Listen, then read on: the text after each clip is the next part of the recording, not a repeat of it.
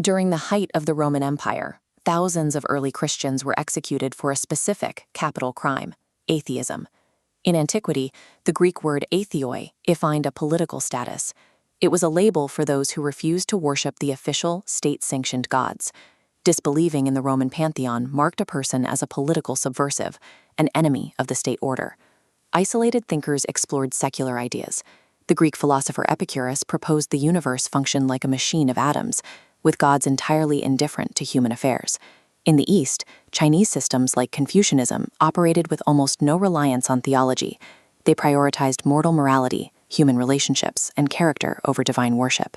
For thousands of years, Western atheism remained a dangerous political label or an isolated philosophical niche. It lacked the overarching explanatory power required to displace institutional religion.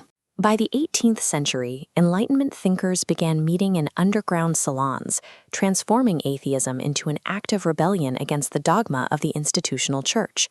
This rebellion peaked briefly in France between 1792 and 1794 with the Cult of Reason. Revolutionaries seized church properties and attempted to build a state-sponsored system that worshipped human logic and philosophy instead of a divine creator. These thinkers leaned heavily on the problem of evil.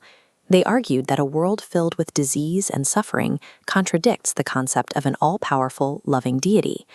Yet they hit a very significant roadblock. While they could dismantle the moral arguments for a creator, they possessed no scientific way to explain how complex, intelligent life actually began. Pre-19th century atheism was a negative critique, an incomplete puzzle that lacked a viable alternative origin story. In 1859, a single publication provided the missing scientific foundation. Charles Darwin's On the Origin of Species detailed how complex life arises through natural selection, a process of adaptation over deep time. Critics compare this to a hurricane blowing through a junkyard and assembling a Boeing 747, implying biological complexity is statistically impossible. But biology reveals a different path. Evolution avoids the impossible leap, utilizing a gradual ramp of tiny increments, building complexity over millions of years. Natural selection offered a biological engine for existence. For the first time, atheists could explain the cosmos through natural laws alone, removing the need for a divine architect.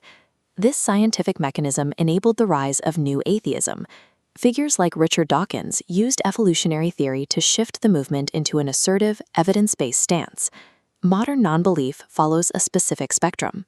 Implicit atheism describes the absence of belief due to a lack of exposure, while explicit atheism is the conscious, informed rejection of theistic claims.